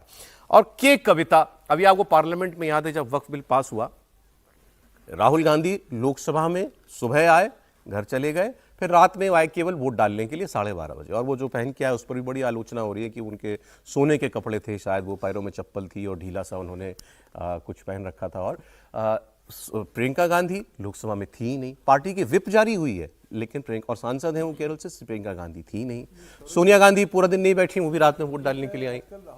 पहनते हैं वो सोने पहने, जगते पहने, नहीं वो नीचे तो फ्लोटर या चप्पल जैसा कुछ। हाँ, तो आजकल वही पहनते हैं ना वो, मतलब Anyway, ये बात मैं इसलिए कर रहा हूं क्योंकि उनके अब वही साथी जो मतलब जो जिनका वोट, जिनको वही वोट चाहिए जो कांग्रेस पार्टी का वोट है, वो भी खासकर दक्षिण में जहां पर कांग्रेस पार्टी की रही सही ताकत है। के कविता बीआरएस पार्टी की नेता है, उन्होंने एक नया टर्म दिया। उन्होंने कहा ये इलेक्शन गांधीज है। ये केवल इलेक्शन के चुनाव के मौके पर गांधियों का दौरा कराया जाता है पूरे देश में, बाकी वक्त चुनाव के अलावा इनका ना पॉलिटिक्स में इंटरेस्ट है ना किसी समाज में इंटरेस्ट है। तो तीनों मजेदार खबरें हैं। शुरुआत कर रहे हैं इमरान मसूद की बात से कि छोटी कश्ती छोड़ो, बड़े जहाज पर आओ। समंदर में तूफान जबरदस्त है, लहरों के थपेड़े जबरदस्त हैं, ये छोटी किश्तियां टिक नहीं पाएंगी, जहाज पर सवार हो जाएगी। अब जहाज पर सवार होने का वक्त आ गया, अगर लड़ना है और नहीं मानोगे तो डूबने के लिए तैयार रहो। पार्लियामेंट के अंदर ईमानदारी के साथ देखने का काम कर लो तो तुम्हें तस्वीर साफ नजर आ जाएगी, मुझे बताने की जरूरत नहीं। तस्वीर साफ नजर आएगी कि कौन पार्लियामेंट के अंदर संजीदगी के साथ तुम्हारी लड़ाई की और तुम्हारी बात कर रहा था और कौन हंसी खिटौने कर रहा था। मुझे ऐसा लगता है कि जो उनका बयान है वो जमीन से कोसों दूर है, अभी वो सच्चाई नहीं है। लेकिन एक राजनीतिक दल के नाते कांग्रेस एक बहुत पुरानी पार्टी है और देश में लंबे समय तक उन्होंने राज किया है, तो प्रयास उन्हें करना है, वो प्रयास कर सकते हैं, उनका एक प्रयास है, अपने कार्यकर्ताओं को उन्होंने ये विषय रखा है। लेकिन मुझे ऐसा लगता है कि अभी जो कांग्रेस की स्थिति है, अब आपने कांग्रेस का वोट परसेंट देखेंगे, कांग्रेस का जो राजनीतिक दृष्टि से परिणाम है वो देखेंगे, और उनमें भी उत्तर प्रदेश बिहार में भी अपने सहयोगी दलों के कंधों पर चढ़कर थोड़ी बहुत सफलता उन्हें मिली है। लेकिन जमीनी स्थिति अभी जो वो कह रहे हैं उससे बहुत दूर है। बीजेपी का असेसमेंट है कांग्रेस पार्टी का उत्तर प्रदेश में। दोनों खबरें मैंने आपको बताई। इमरान मसूद कह रहे हैं कि छोड़ो ये छोटी छोटी पार्टियां, बड़े जहाज कांग्रेस पार्टी पे सवार हो, मुसलमानों से कह रहे हैं स्पष्ट तौर पर। और खड़गे साहब को जो लेकर खबर छपी हुई है कि ताकत बढ़ाओ, गठबंधन के बिना भी जीतो। नहीं, मतलब गलत बात तो दोनों नहीं कह रहे हैं। न तो इमरान मसूद गलत कह रहे हैं, और अभी हम लोग जब इसके पहले बात कर रहे थे तो विनोद जी ने बड़ी अच्छी बात कही, तब से कांग्रेस को देखते आ रहे हैं। उन्होंने कहा कि भाई उनका हमारा मानना था कि इमरजेंसी ने खत्म किया कांग्रेस को। उनका कहना है कि क्षेत्रीय पार्टियों ने उनका हिस्सा छीन लिया, क्योंकि कांग्रेस इधर से भरोसा टूटा और उधर लोगों को लगा चलो दूसरे वाले लंबरदार आ गए। लेकिन यह तो सच है ना कि कांग्रेस को अगर बड़ा बनना है, कांग्रेस को अगर भारतीय जनता पार्टी से लड़ना है, नरेंद्र मोदी के सामने कोई ताकत बननी, और नरेंद्र मोदी क्यों सामने आपको दिख रहा है, अमित शाह जैसा नेता दिख रहा है, योगी आदित्यनाथ दिख रहा है, हेमंत विश्व शर्मा दिख रहा है, देवेंद्र फडणवीस दिख रहा है, मतलब उनके पास तो नेताओं की फहरिस्त है, कहीं से भी कोई खड़ा हो जाएगा वो बड़ा नेता बन जाएगा। लेकिन आपके पास क्या है? आपके पास राज्य में कोई एक बड़ा नेता नहीं है, आप तैयार होने नहीं देते हैं। और क्यों होने नहीं देते हैं? क्योंकि आपकी गठबंधन की मजबूरियां, उत्तर प्रदेश में आपका नेता कोई है क्या? आप जरा खोज के सोच के बताइए। बिहार में आपका कोई नेता है क्या? खोज के सोच के बताइए। राजस्थान में आप लड़ रहे थे तो अशोक गहलोत है आपके पास, सचिन पायलट है आपके पास। आप कर्नाटक में लड़ रहे हैं तो आपके पास सिद्धारमैया, डीके शिव कुमार है। भले आपस में लड़ रहे हो लेकिन आपके पास है नेता। और मुझे लगता है कि ये बहुत बड़ी चीज है जिसको समझना होगा। अगर ये नहीं समझेंगे, और मैं एक तो ये बड़े अच्छे तौर पर देखता हूं, ये जो जिला कांग्रेस कमेटी के प्रेसिडेंट की मीटिंग बुलाई, ये बड़ा काम है। और मैं समझ नहीं पाता हूं कि राहुल गांधी इतने समय से दुनिया भर का मतलब पता नहीं क्या क्या प्रयोग करते रहते हैं। ये प्रयोग वो क्यों ईमानदारी से नहीं करते रहे? इतना समय बीत गया, चलिए मान लेते हैं कि अभी उन्हीं के उस पे हो रहा होगा, हम मान लेते हैं इसको। नहीं, वो बैठ रहे लगातार, नहीं मैं मान लेता हूं, लेकिन मुश्किल ये है कि जब आप ये सब करने के बाद अचानक लालू जी उठेंगे, कहेंगे बाप 15 सीटें ले लो, तो हो गया। कांग्रेस का पूरा जो आत्मविश्वास, जो कार्यकर्ता एकदम तैयार था। अभी जो इन्होंने समझौता किया था समाजवादी पार्टी के साथ, उत्तर प्रदेश में लोग विधानसभा की तैयारी कर रहे थे, पता चला सब खत्म। नहीं, आपको अब सवाल यह है कि कांग्रेस पार्टी अभी हिम्मत जुटा रही है अपने दम पर हिंदी बेल्ट में चुनाव लड़ने की यूपी बिहार में, या अभी बस केवल सोच रही है इस बारे में? आपको क्या लगता है? सर 1998 में जो सोच रहे हैं वो तो वो जानते हैं कि क्या सोच रहे हैं, मुझे नहीं पता। लेकिन 1998 में जब सोनिया जी कांग्रेस की प्रेसिडेंट बनी तो पचमढ़ी में कांग्रेस का अधिवेशन हुआ, ठीक है, मध्य प्रदेश में। दिग्विजय सिंह सीएम। और उसमें कांग्रेस ने नारा दिया, एकला चलो रे। अच्छा, दिस इज ईयर 1998 जब सोनिया गांधी प्रेसिडेंट बनी, ठीक है, एकला चलो रे, मतलब किसी के साथ नहीं जाना, मतलब अकेले। देश में गठबंधन सरकारें बनने लगी थी। हाँ, लेकिन उस समय उन्होंने कहा कि संगठन को तैयार करना, कांग्रेस अकेले जो है ना चलेगी। उसका नतीजा ये हुआ कि वो पहुंचते पहुंचते कहीं पहुंच गई। तो 2003 में जब कांग्रेस का एक अधिवेशन हुआ शिमला में, हिमाचल प्रदेश में, और वहां कांग्रेस ने अपना स्टैंड पूरा का पूरा उलट दिया। अच्छा। वहां कांग्रेस ने रेजोल्यूशन पास किया कि जो समान विचारधारा की पार्टियां हैं हम उनके साथ चलेंगे, यानी कोalition के साथ चलेंगे। और उसका नतीजा हुआ कि 2004 में सरकार बन गई। 10 साल सरकार में रहे। 10 साल सरकार में रहे।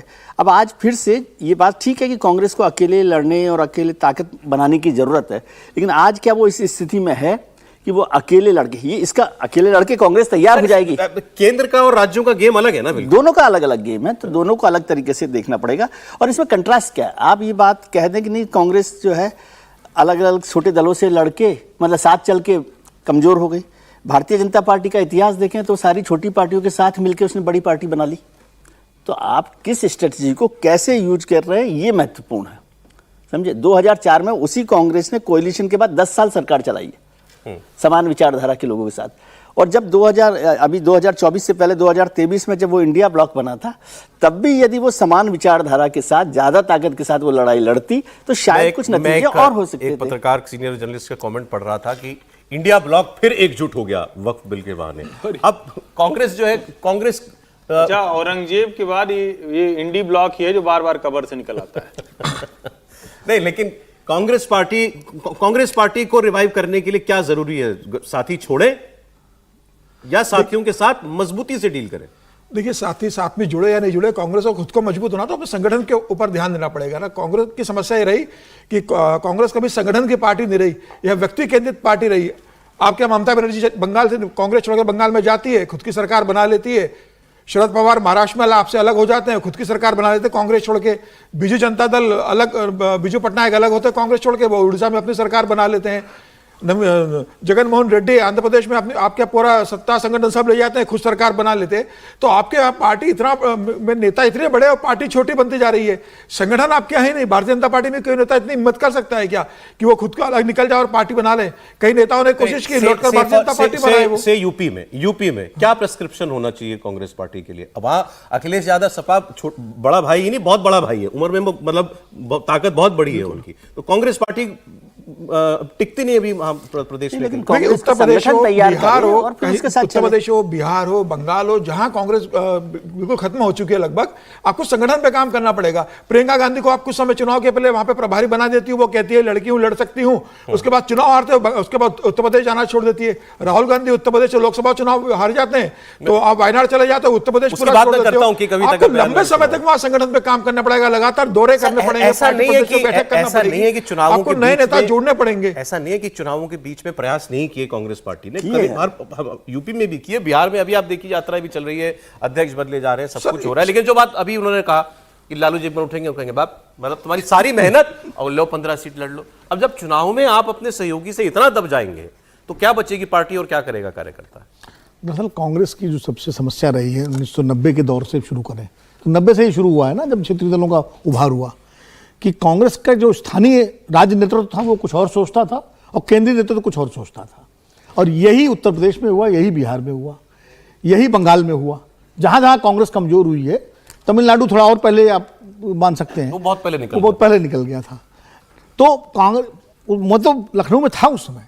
उत्तर प्रदेश के नेता ये प्रस्ताव पास करते थे कि हमें किसी से गठबंधन नहीं करना, हमें अकेले ताकत बनानी है।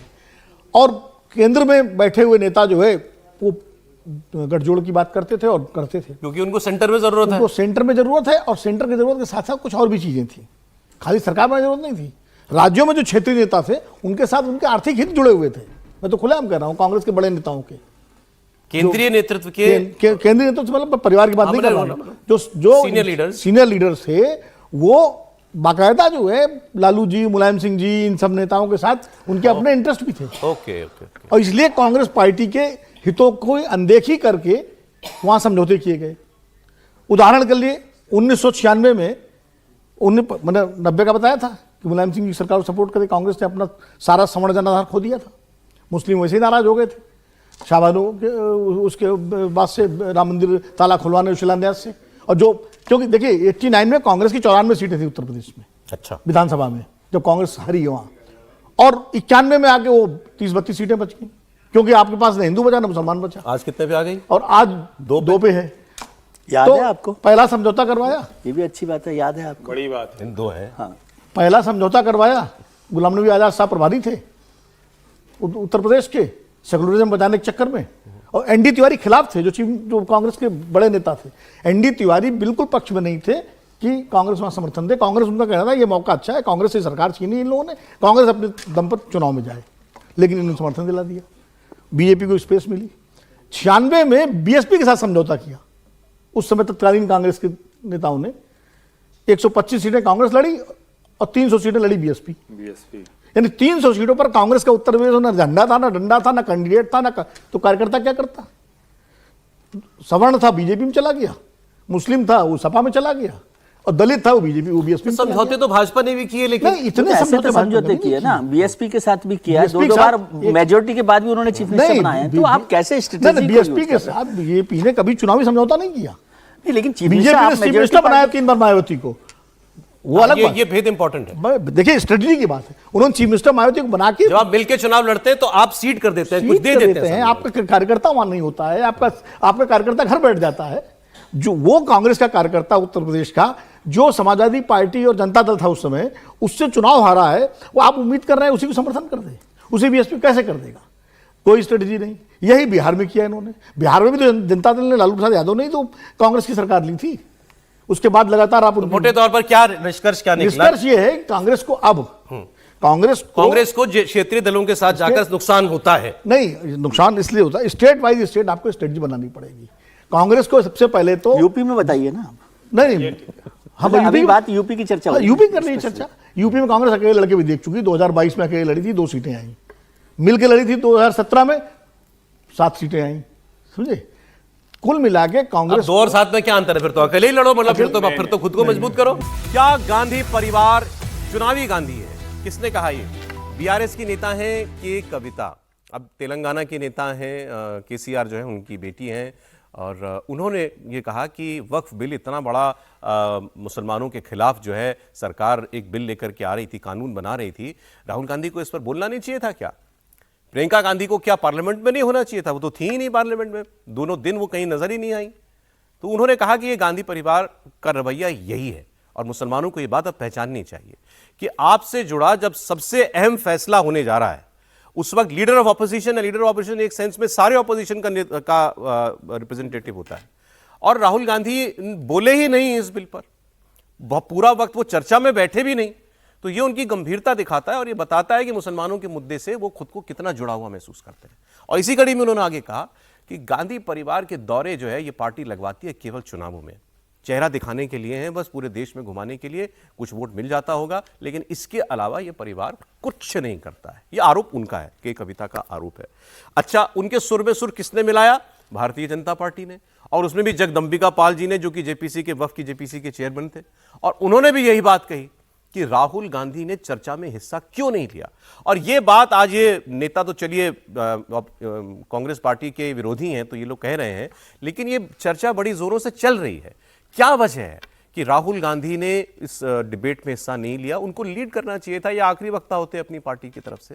अब उनकी बात आती, पुरजोर तरीके से आती। अब कांग्रेस पार्टी कह रही है कि हम सुप्रीम कोर्ट में चैलेंज करेंगे। आप कोर्ट जा सकते हो, पार्लियामेंट में बोल नहीं सकते।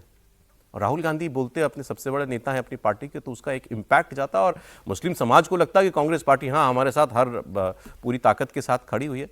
बहरहाल तो ये बात है। जगदम्बिका पाल भी कह रहे हैं कि अगर राहुल गांधी बोलते तो बेहतर होता। मैं दोनों बयान आपको सुना रहा हूं। When the issue of protecting the rights of minorities is there, they are not there in the parliament. Neither they are serious about defending or speaking on the bill. Why did Rahul Gandhi ji not speak on this important bill when he talks about peace, when he talks about Mohabbat ka dukan? And it is the contrary that is happening in this nation today. Why isn't Mr. Rahul Gandhi speaking in the parliament on this issue? He should have spoken. I mean, very, very disappointed to see that the main leader of the opposition of our nation does not stand up for more than 30 crore people of this nation. वाकई Congress party या राहुल गांधी को चिंता है देश के मुसलमानों के लिए, अगर उनको वोट बैंक नहीं समझते हैं तो वक्फ का इतना बड़ा संशोधन बिल आया जिसको रोज अभी भी कह रहे हैं कि सरकार मुसलमानों की ज़मीन को ले लेगी और ये अनकॉन्स्टिट्यूशनल है। तो वो लीडर ऑफ अपोजिशन है राहुल गांधी लोकसभा में, इतने ऐतिहासिक बिल पे उनको क्या चर्चा में हिस्सा नहीं लेना चाहिए?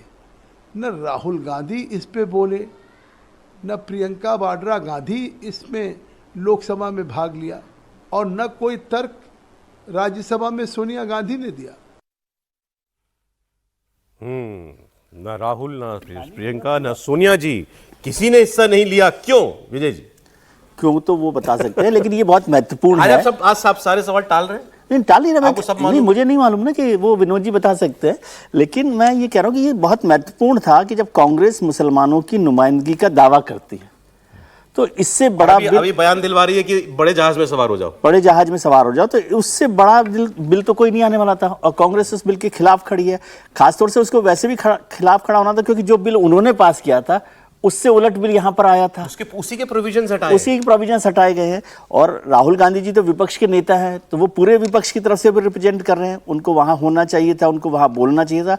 और मैं कह रहा हूँ बहुत लंबे समय बाद किसी महत्वपूर्ण बिल पर इतनी लंबी डिबेट हो और उसमें विपक्ष का नेता बहस में नहीं हो, ये भी अपने आप में महत्वपूर्ण है। और फिर गांधी परिवार के तीनों सदस्य, जो तीनों बड़े नेता है पार्टी के, वो हाउस में नहीं बोले, उनकी पार्टिसिपेशन तो नहीं। दो मुसलमान इस पर भरोसा करें कि आप उनकी नुमाइंदगी के वक्त या जो उनकी लड़ाई है उस वक्त आप खड़े नहीं हुए। कविता जी जो बात कह रही है इलेक्शन गांधी की, हाँ, तो भारतीय जनता पार्टी हमेशा उसको पॉलिटिकल टूरिस्ट के तौर पर कहती रही। अब इसका एक उदाहरण देखिए, बहुत सारे होंगे लेकिन मैं एक उदाहरण बता देता हूँ कि गुजरात में जब चुनाव हुआ 17 का, तो कांग्रेस ने भारतीय जनता पार्टी को मुश्किल में लाके खड़ा कर दिया था। बिल्कुल ठीक है। अब क्या हुआ, उसके बाद तो ये संभावना बनती थी ना कि अगले इलेक्शन में कांग्रेस सरकार बनाए वहां, यही होता ना। यदि इलेक्शन पे रोक दिया था। हाँ, वही तो कह रहा हूं ना। तो यदि इलेक्शन गांधी नहीं होते तो 2022 में कांग्रेस की सरकार होती वहां, और वहां हुआ उससे उलट कि पूरा का पूरा रिकॉर्ड ही तोड़ दिया भारतीय जनता पार्टी ने और कांग्रेस गायब हो गई। गांधी परिवार केवल चुनावों में एक्टिव होता है, ये आरोप जो के कविता लगा रही है सही आपको सही लग रहा है? प्रियंका जी को देख लीजिए, उत्तर प्रदेश में आपने कहा लड़की हूं, लड़ सकती हूं, तमाम बातें हुई और कहाँ गायब हो गई। और अभी जैसे बात हो रही थी कि जो कांग्रेस के लीडर्स का इंटरेस्ट होता है वो अलग होगी बात, लेकिन 2017 को याद कीजिए, मैं 2017 में था वहां उत्तर प्रदेश में, इलेक्शन चल रहा है, कांग्रेस ने अखिलेश यादव सरकार के खिलाफ कैंपेन चलाया, जन आक्रोश रैली, शीला जी को चीफ मिनिस्टर कैंडिडेट बना दिया, और 27 साल यूपी बेहाल। हाँ, और अगले दिन सुबह वो पांडे जी के साथ राहुल गांधी वहां पर मौजूद हुए। और उन्होंने तो नहीं हो सकता कि प्रियंका जी पार्लियामेंट में ही नहीं है, राहुल गांधी बोल नहीं रहे और सोनिया गांधी भी नहीं बोल रही। मैं इसको नहीं मान सकता कि हाँ ये पार्टी ने तय किया होगा और आप लोग बोल लो। नहीं, ऐसा थोड़ी हो सकता, ऐसे नहीं हो सकता। कोई वजह अच्छा, इसको क्या ऐसे नहीं माना जा सकता कि वो मुसलमानों के साथ नहीं खड़े? तो ये मिक्स्ड सिग्नल कांग्रेस पार्टी ने क्यों दिया? सर, कहा जा रहा है कि चुनाव में अभी जैसे कविता ने कहा कि चुनाव के समय गांधी परिवार एक्टिव हो जाता है, तो चुनाव में भी कहाँ एक्टिव होता है? दिल्ली चुनाव थे, राहुल गांधी कितना एक्टिव रहे, प्रियंका गांधी कितनी एक्टिव रही दिल्ली चुनाव के अंदर? महाराष्ट्र का विधानसभा चुनाव था, कितने एक्टिव रही वहां पर राहुल गांधी, प्रियंका गांधी? हरियाणा के चुनाव में ये कितना एक्टिव रहे? तो चुनाव भी बता रहे हैं ना कि चुनाव में आप क्या संगठन की बैठक ले रहे हो, कितने आप रैलियां कर रहे हो, कितने आप दौरे कर रहे हो, कैसे टिकट डिस्ट्रीब्यूशन दे रहे हो, गठबंधन के सहयोगी दलों के टिकट डिस्ट्रीब्यूशन के लिए आप बैठकर बात कर रहे हो कि नहीं कर रहे हो। ये सब बताता है कि राहुल गांधी और प्रियंका गांधी किस तरह की राजनीति कर रहे हैं। तो मुझे लगता है कि कांग्रेस के बारे में कहा जाता है कि जहाज है, भैया जर्जर जहाज है जो अपनी जगह से हिल नहीं सकता। अब उनको दूसरी जो नावें हैं वो खींच कर ला रही है किनारे पर कि भैया हिल नहीं सकता, इसको लेकर आओ, किनारे पर लगाओ। तो मुझे ऐसा लग रहा है कि राहुल गांधी को अब राजनीति देखना चाहिए कि भाई ऐसी राजनीति करेंगे तो कांग्रेस का भला नहीं होने वाला है। मल्लिकार्जुन खड़गे कोशिश कर रहे हैं कि भाई बैठक ले रहे हैं, कुछ साल में ये डिबेट फिर से होने लगता है कि अब राहुल गांधी सीरियस पॉलिटिशियन बन गए। नहीं, Rahul Gandhi non serious politician. आप नहीं बोले लोकसभा राहुल गांधी के पहनावे पर भी लोग कमेंट कर रहे हैं। नहीं, अब ये पहनावा नहीं हो सकता लीडर ऑपोजिशन का। आप पार्लियामेंट में आ रहे हो, पार्लियामेंट में आप वक्त बिल पे नहीं बोल रहे हो, आपने वो पहन ली। नहीं, वक्त बिल पे आप बोल नहीं रहे हो। वक्त बिल में कम से कम डिबेट में चर्चा के साथ पूरे समय बैठे रहिए ना। अमित शाह पूरे समय बैठे रहे, उसके बाद बोले आप। मेरे सवाल का क्यों करना, आपने जवाब दिया ना, आपने जवाब दिया। मतलब आपकी सेंस क्या कहती है, क्यों कांग्रेस, क्यों नहीं बोले राहुल, प्रियंका क्यों नहीं थी उसमें, सोनिया गांधी जी ने डिबेट में क्यों नहीं हिस्सा लिया? त्रिपाठी जी। नहीं, आपसे क्या? नहीं, आपसे पूछो, मुझसे बाद में पूछो। नहीं, देखिए, मुझसे पूछ रहे हैं तो मैं तो जवाब ही दे देता हूँ, मैं टालूंगा नहीं। बिल्कुल जवाब दीजिए। और अब बुरा लगे तो बुरा लगे, लेकिन टालूंगा। बुरा किसको लगेगा? यहाँ कौन सा बैठा हुआ? 10 लाइन लिखी है एक्स पर राहुल गांधी ने, वो पढ़ भी सकते हैं। वो 10 लाइन कुल है। The Waqf amendment bill is a weapon aimed at marginalising Muslims and upsurging their personal laws and property rights. फिर यही कहते हुए आर्टिकल 5 पे आके खत्म कर दिया। अब इससे ज्यादा वो क्या बोलते? इतना ही राहुल जी बोल सकते हैं। ये तो ये भी तो संसद में बोलते ना। अगर इससे ज्यादा बोलते तो एक्सपोज होने का खतरा था। आप बार बार पूछ रहे हैं क्यों नहीं बोले। जब बोले हैं तो आप देखें क्या क्या बोल दिए हैं। फिर वो कुछ क्या कहते हैं, अभय मुद्रा लाना पड़ता, कुछ उनको बताना पड़ता। जहां नहीं होती वहां भी अभय मुद्रा दिखानी पड़ती। जहां नहीं होती वो तो भूल गए थे, कहते कहते रुक गए, नहीं तो बड़ा खतरनाक अपने लिए करने जा रहे थे। और राहुल गांधी की समस्या ही यही है। और ये मैं चुनाव के समय से, लोकसभा चुनाव के जब चुनावी कैंपेन तब से कह रहा हूं, राहुल गांधी का थॉट प्रोसेस ही क्लियर नहीं है। उनको पता ही नहीं। जैसे इस विषय पर भी हो सकता है कि अकेले में बैठते हो तो कुछ और सोचते हो और कहते हो कि हाँ यार वक्त पे ही कब्जा तो किए हुए हैं, सब बदमाश लोग हैं। बाहर निकलते हो तो कहते हो पार्टी का करना है। तो आप द्वंद्व समझिए कांग्रेस। एक पॉलिटिकल थ्योरी ये फ्लोट हुई है कि केरल की क्रिश्चियन लॉबी जो वक्फ बिल, जो वक्फ बोर्ड के बहुत खिलाफ है और चाहती थी ये कि ये बिल आए, उनको नाराज नहीं करना चाहती थी कांग्रेस। नहीं, ये तो बेसिक्स में है। और ठीक है, ये कोई मतलब सोनिया जी तो अब इस देश की बहू हैं, इस देश की नागरिक हैं, वो तो सुपर प्राइम मिनिस्टर रह चुकी हैं। भले प्राइम मिनिस्टर की ओथ नहीं ली थी, लेकिन मनमोहन जी से ऊपर थी वो। लेकिन बार बार ये कहा जाता है कि जहां कोई चर्च का इशू आता है तो वहां कांग्रेस पार्टी बैकफुट पे चली जाती है। आपको ध्यान में होगा जब नरेंद्र मोदी की सरकार आई थी, उसके बाद अचानक देश भर में चर्चों पे हमले शुरू हो गए थे। पता चला बाद में कि कुछ हुआ नहीं, यूं ही हंगामा चलने लगा। पादरी आके मिलने लगे, अलग अलग जो उनके बिशप्स हैं वो आने लगे, वो डायसिस तो ये डायसिस, और वो जाके कांग्रेस पार्टी को भी प्रतिनिधिमंडल अपना दे के आ रहा था। तो कई बार ये लगता है, ठीक है। लेकिन अब उसका दूसरा पहलू यह भी है कि क्या कांग्रेस जो लंबे समय से वो लगातार तेलंगाना, कर्नाटक, गाजा और जाने कहां कहां, वो यहां ऐसी गलती करेगी? मुझे लगता है कि उनके पास बोलने के लिए बहुत कुछ नहीं था। तर्क तथ्य में वो मार खाते, बोलने की उनकी क्षमता नहीं थी, इसलिए वो सदन में नहीं है। नहीं, स्टैंड की बात है ना, ये तो स्टैंड है। सदन में बोले नहीं और सदन में थे भी नहीं उतना लंबा पूरे टाइम जी। अब ये इलेक्शन गांधी, आप ये सही लगता है आपको? वो राजनीतिक बयान है, वो एक दूसरे के लिए पार्टियां देती रहती हैं, उस पर मैं टिप्पणी इसलिए नहीं करूंगा। क्यों कविता जी को चूंकि वहाँ कांग्रेस से लड़ना है तेलंगाना में, इसलिए वो मुख्य अपोजिशन है।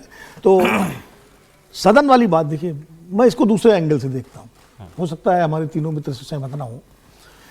मैं कहता हूँ कांग्रेस पार्टी, हम सब कहते हैं कि कांग्रेस पार्टी गांधी परिवार के उससे बाहर निकले, उसकी निर्भरता कम से कम हो।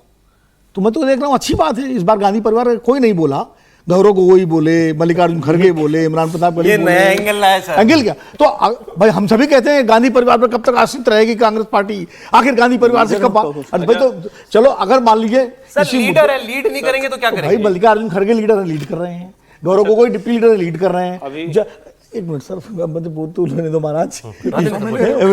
आप उनका आप बोलिए, आपका थॉट टूट जाएगा।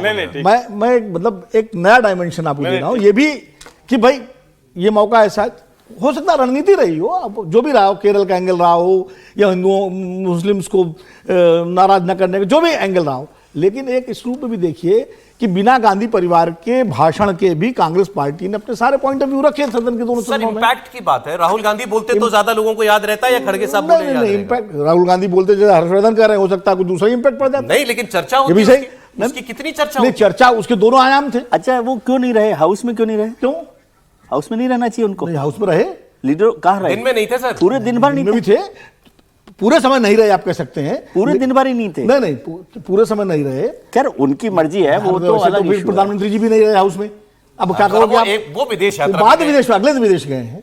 पहले जिस दिन चर्चा विदेश, तो उस दिन रात में गए हैं जब वोटिंग जिस दिन हुई है, दिन में तो ये ठीक है, हर लीडर का अपनी वो होती है। अब बैठे ही रहे, पूरी पार्टी बैठी हुई है। अब ले लूं इंटरवेंशन इनका? हाँ, इनका इंटरवेंशन, इनकी बात तो मैंने कही थी कि जो मैंने इन्हीं की बात कही थी। बोलिए। नहीं, बस मैं ये कह रहा हूँ, अभी तो ब्रेक से पहले हम लोग कह रहे थे कि जो डिस्ट्रिक्ट कांग्रेस कमेटी प्रेसिडेंट है राहुल जी सब कर रहे थे, वहां तो राहुल जी को बैठना जरूरी था। न वो अध्यक्ष हैं, न उपाध्यक्ष हैं, न वो महासचिव, काहे को बैठे हुए थे वहां? हर जगह हर काम करेंगे वो, और जब जिम्मेदारी से कुछ करने की बात आएगी तो निकल लेंगे कहीं और। न प्रियंका जी हैं, न राहुल जी हैं, मतलब ये तो विचित्र है। ऐसा लगता है कि जैसे कांग्रेस को ये था कि हाँ भाई हम मुसलमानों के साथ तो हैं और दिखाना नहीं, भी, लेकिन इतना मत कर दो कि हमसे ये मतलब मेजॉरिटी नाराज हो जाए कि भाई अच्छा तुम इतना, बिकॉज हिंदू लेकिन सर, जिस दिन लड़ाई लड़नी है, चाहती थी, क्लियर बात है। मेरी बात सुनिए। ये भी अच्छा, एंगल हो सकता आप लाठी है। लेकिन मैं कह रहा हूँ, मैं ये वाला जान ही गया ना कि आप आए। मैं ये कह रहा हूँ कि अब बात आपकी सही है, हो सकता है ये भी एंगल हो, बैठते और अच्छा होता, अगर वो पूरे टाइम बैठते और बेहतर होता। लेकिन बोलना, भाई पार्टी के दूसरे नेता भी तो बोले हैं, शशि थरूर। लेकिन भारतीय जनता पार्टी में अमित शाह बोले ना, दूसरे नेता बोले, लेकिन अमित शाह ने आखिरी में बोला। अमित शाह पूरे समय बैठे रहे ना, अमित शाह बिल्कुल बोल रहे थे मिनिस्टर है यार, अमित शाह तो रहेंगे ही भाई। अरे इसका मतलब ये थोड़ी है, जरूरी थोड़ी कि वो बोलते हैं सर, बिल्कुल उनका नहीं ना, है। लेकिन बोलना जरूरी था। देखिए, उनका सरकार में प्रधानमंत्री और गृह मंत्री की बहुत बड़ी भूमिका होती है। अगर प्रधानमंत्री जी व्यस्त हैं तो गृह मंत्री रहेंगे। एलओपी की भूमिका नहीं है? किसकी? एलओपी की भूमिका नहीं है। एलओपी की तो है, लेकिन एलओपी डिप्टी लीडर उनके अमित शाह, जैसे पीएम के अमित शाह नंबर 2 है, लेकिन मैं समझता हूं कि इससे यदि वो खड़े होते तो कांग्रेस का स्टैंड, मतलब जिस दिन मुसलमानों के लिए सबसे बड़ी लड़ाई लड़नी हो उस दिन आपका नेता वहां नहीं खड़ा हो, ये कोई बहुत अच्छी रणनीति का जवाब दे दीजिए। नहीं, मैं अच्छा, लेकिन मैं उसमें एक और चीज जोड़ रहा हूँ। आपने कैथोलिक्स की बात कही कि जो वो वक्फ बिल के खिलाफ थे। अभी तो खबर यह है कि कैथोलिक्स जो है वो इस बात से डरे हुए हैं कि आप वक्फ बिल ले आए और अब चर्चेज की जो जमीन है उस पर भी आप कब्जा करना चाहते हैं, और इसलिए एक बड़े अखबार में खबर छपी, उसको विड्रॉ करना पड़ा उसके दबाव में भी। तो बहुत सारी वो खबर विड्रॉ हो गई, मतलब ऐसी चर्चा है। खबर कह तो रहे साइट से डिलीट हो गई है। तो मैंने कहीं पढ़ा था कि ये कहीं ये छपा कि वक्फ बोर्ड से ज्यादा जमीन चर्च के पास। लेकिन हाँ, नहीं, ये एक मुखपत्र में छपा था अंग्रेजी के, उसकी वेबसाइट पे, और उसको, उस खबर को एक अखबार ने छापा था। उसके बाद कहा जा रहा है कि उस खबर को उस मुखपत्र ने चलिए इलेक्शन गांधी डिलीट कर दिया। निश्चित रूप से इलेक्शन गांधी, और मुझे लगता है कि वो भी काम ढंग से नहीं कर पाते कि चुनाव को 100% इलेक्शन में बिल्कुल। और मैं तो मतलब इस बात को लेकर सहमत ही नहीं हूं, क्योंकि ये मुसलमानों की सबसे बड़ी लड़ाई थी, उस पे उनको पूरी बहस में रहना चाहिए और राहुल गांधी को बोलना ही चाहिए था, चाहे वो कुछ भी बोले। राहुल गांधी नहीं बोले, पत्रकार वार्ता ले लेते बाद में, एक प्रेस कॉन्फ्रेंस लेके अपनी बात रख देते ठीक से। कुछ तो वजह होगी, हो सकता है इंडिया टीवी देखें, कुछ वजह होगी।